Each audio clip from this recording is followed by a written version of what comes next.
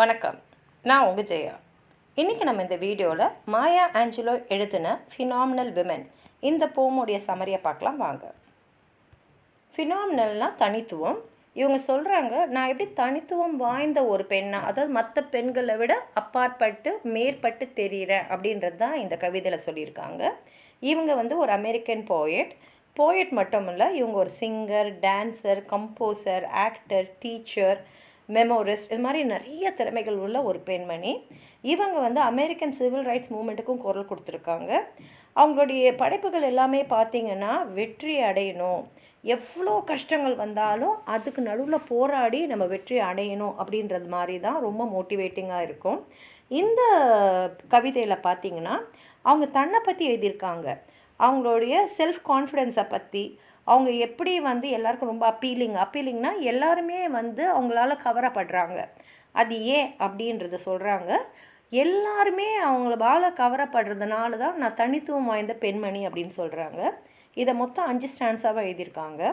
முதல் ஸ்டான்ஸில் அவங்க என்ன சொல்கிறாங்கன்னா, நான் ஒரு ஃபேஷன் மாடல் மாதிரிலாம் அந்த உருவமைப்பெல்லாம் இருக்கிறவ இல்லை, ஆனால் எனக்குன்னு ஒரு அட்ராக்ஷன் இருக்குது. நான் எங்கே போனாலும் எல்லாருமே என்னால் கவரப்படுறாங்க.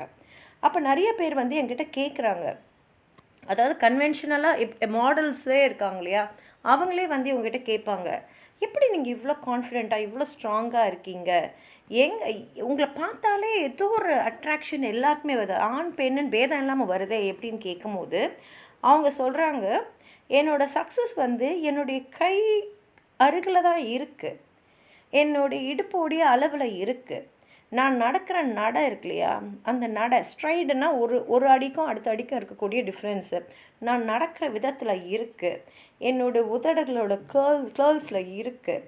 அதாவது அவங்க என்ன சொல்கிறாங்கன்னா, நான் நடக்கும் போதே ஒரு ஸ்வாகராக ஒரு அட்ராக்டிவாக நடப்பேன், நடையில் அவ்வளோ ஒரு கான்ஃபிடென்ஸ் தெரியும், என்னோடய ஆட்டிடியூட் என்னை பார்க்கும் போதே உங்களுக்கு தெரியும். அந்த ஆட்டிடியூடுவே நிறையா பேர் இவங்க ரொம்ப கான்ஃபிடண்டான பெண்மணி, இவங்க நம்மளை விட மேலே அப்படின்னு நினைக்கிற மாதிரி தான் நான் இருப்பேன் அப்படின்னு சொல்லிட்டு. 2வது ஸ்டான்ஸால் அவங்க என்ன சொல்கிறாங்கன்னா, நான் ஒரு ரூமுக்குள்ளே நுழையிறேன்னா, நான் நுழைஞ்ச உடனே அந்த ரூமில் இருக்கிற எல்லா ஆண் மகன்களுமே என் மேலே மரியாதை காரணமாக ஒன்று எழுந்து நின்றுடுவாங்க, இல்லை மண்டிட்டுடுவாங்க எதிர்க்க. ஏன்னா அந்த அளவுக்கு நான் அவ்வளோ கான்ஃபிடெண்ட்டாக இருப்பேன். இவங்க எல்லாருக்குமே என்கிட்ட நெருக்கமாக இருக்கணுன்ற ஆசை இருக்கும். இப்போ ஒரு தேன் கூடில் எப்படி அந்த ராணி தேனியை சுற்றி மற்ற ஆண் தேனீகளாக சுற்றின்னு இருக்கோமோ, அந்த மாதிரி தான் நான் ஒரு அறைக்குள்ள நுழைஞ்சாலே அங்கே நான் தான் ராணி, எல்லாருமே என்கிட்ட நெருங்கணுன்றதுக்காக என்னை சுற்றி சுற்றி வருவாங்க அப்படின்னு சொல்கிறாங்க. 3வது ஸ்டான்ஸால் அவங்க என்ன சொல்கிறாங்கன்னா, என் கண்களை பாருங்கள், அங்கே ஒரு பேஷன் இருக்குது, என்னுடைய புன்னகையில் பார்த்திங்கன்னா அதில் ஒரு பெருமை இருக்குது, நான் என்னுடைய இடுப்பு அசிச்சு நடக்கும்போதே எல்லாருமே அதால் கவரப்படுவாங்க, நான் நடக்கிறதே ஒரு லைட்டாக சந்தோஷமாக, நான் நடக்கும்போதே எல்லா ஆண்களும் என்னை திரும்பி பார்க்குற மாதிரி தான் இருக்கும், என்னை ரசிக்கிற மாதிரி தான் இருக்கும், ஏன்னா நான் கான்ஃபிடென்ஸையும் ரெஸ்பெக்டையும் அதில் சேர்த்து நடக்கிறேன் அப்படின்றாங்க.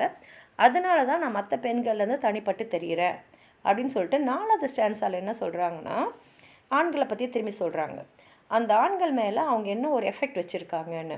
ஏன்னா ஆண்களுக்கே எதனால் இந்த பெண்ணுக்கிட்ட நம்ம இந்த பெண் நம்மளை எப்படி கவர்றா, எப்படி இந்த பெண் பின்னாடி நம்ம போகணும், இவளோட பழகணும், இவளோட பேசணும், இவளோட நெருக்கமாக இருக்கணும் அப்படின்னு அவங்க யோசிக்கும் போது அவங்களுக்கு அது புரியல. இவங்க சொல்கிறாங்க, எனக்குள்ளே ஒரு மிஸ்ட்ரி இருக்குது, அதை நான் அவங்கக்கிட்ட வெளிப்படுத்துகிறேன், ஆனால் வெளிப்படுத்தினாலும் அவங்களால அதை புரிஞ்சிக்க முடியல, தெரிஞ்சிக்க முடியல. அவங்களுக்கு தெரிஞ்சதெல்லாம் ஒன்று தான், இந்த பெண்ணோட நான் நெருக்கமாக இருக்கணும், இந்த பெண்ணோட நான் பழகணும், இந்த பெண் மேலே நான் மரியாதை வச்சுருக்கேன், இது மட்டும்தான் அவங்களுக்கு தெரிஞ்சிருக்கு. ஆனால் அதுக்கு காரணம் என்னன்னு கேட்டிங்கன்னா அவங்களால சொல்ல முடியல. நான் அவங்கக்கிட்ட எனக்கு நல்லா தெரியுது எதனாலன்னு. நான் சொல்கிறேன், என்னுடைய பின்னாடி பாருங்கள், நான் எப்படி நிமிர்ந்து நிற்கிறேன், அந்த தலை நிமிர்ந்து நிற்கிறது, முதுகு நிமிர்ந்து நிற்கிறதே ஒரு தைரியம்தான்.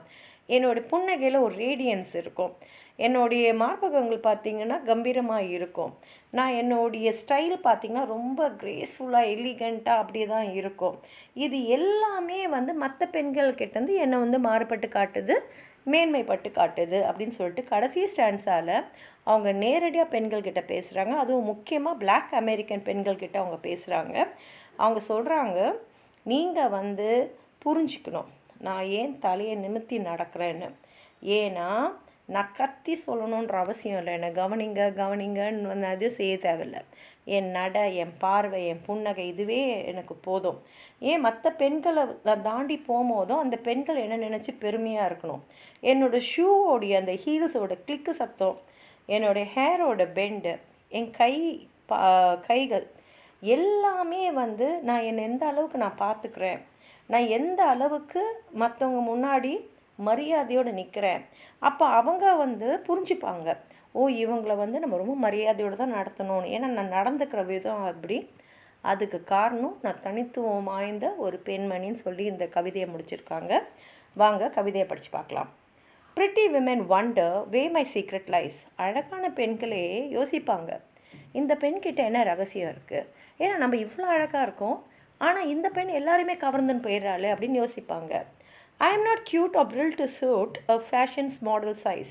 ஏன்னா ஒரு மாடல்லாம் எப்படி இருக்கணும், இப்படி இருக்கணும், இந்த மாதிரி உயரம், இந்த மாதிரி அளவுலாம் இருக்கணும் அப்படின்னு சொல்லும் போது நான் அந்த மாதிரிலாம் இல்லை.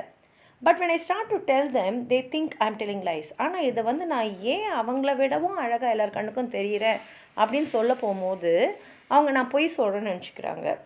I say it's in the reach of my arms. நான் என்ன சொல்கிறேன்னா, நான் வந்து எல்லாரும் கவர்ற மாதிரி இருக்கிறேன்னா அதுக்கு காரணம் அது என் கைக்கு உள்ளே இருக்குது. The span of my hips, the stride of my step, the curl of my lips. I am a woman, phenomenal woman.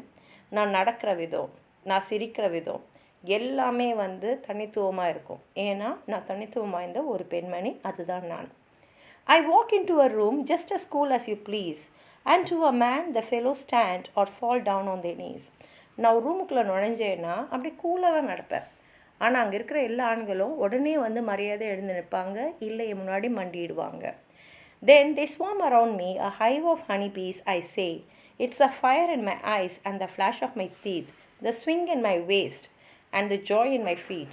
I'm a woman, phenomenal woman, that's me.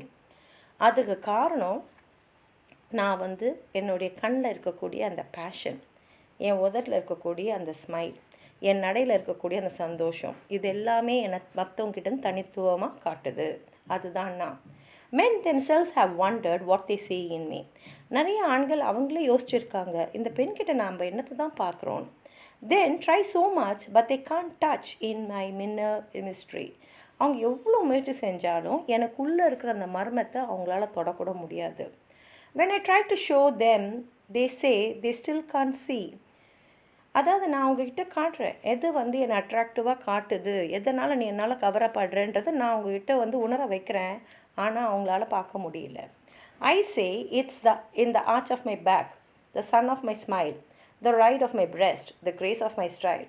நான் சொல்கிறேன், நான் நிமிர்ந்த முதுகோடு இருக்கேன், நிமிர்ந்த தலையோடு இருக்கேன், என்னோடய புன்னகை, என்னுடைய உடல், என்னுடைய ஸ்டைல், இதெல்லாம் தான் என்னை வந்து உங்களை வந்து கவர வைக்கிற மாதிரி இருக்குது அப்படின்னு சொல்கிறேன்.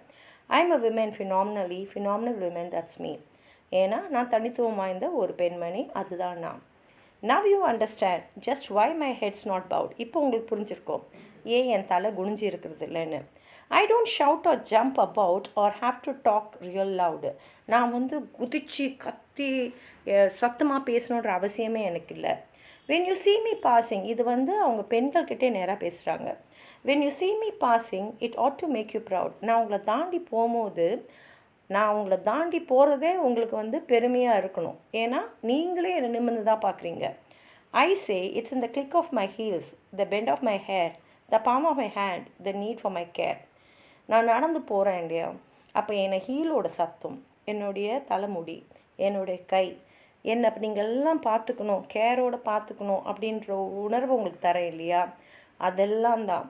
ஏன்னா cause I am a women, phenomenal woman, that's me. ஏன்னா நான் ஒரு பெண், அதுவும் எப்படிப்பட்ட பெண்ணா, உங்ககிட்டேருந்து மேன்மையான ஒரு பெண், வித்தியாசமான ஒரு பெண், எல்லாரையாலையும் மதிக்கப்படக்கூடிய ஒரு பெண். அதனால தான் நான் phenomenal women என்ன நானே சொல்லிக்கிறேன், இதை மற்றவங்களையும் நான் உணர வைக்கிறேன் அப்படின்னு சொல்லி இந்த கவிதையை முடிச்சிருக்காங்க. உங்களுக்கு எதாவது சொல்லணும்னு நினச்சிங்கன்னா கீழே இருக்கிற கமெண்ட் பாக்ஸில் எழுதுங்க.